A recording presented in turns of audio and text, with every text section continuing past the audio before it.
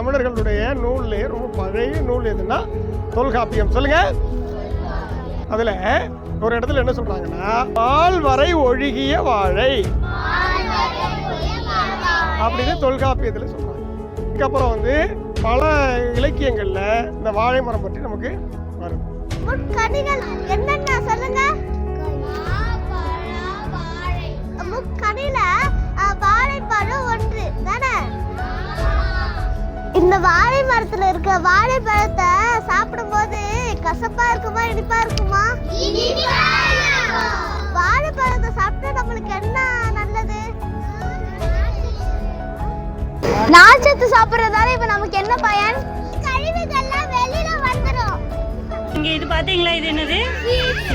இதுல என்ன இருக்கு? பல்லா இருக்கா? எப்படி இருக்குது? இதுல வெட்டி ஒவ்வொரு சீப்பா எடுக்கலாம். சரியா? ஒவ்வொரு பழமும் ஒவ்வொரு பல்லு மாதிரி.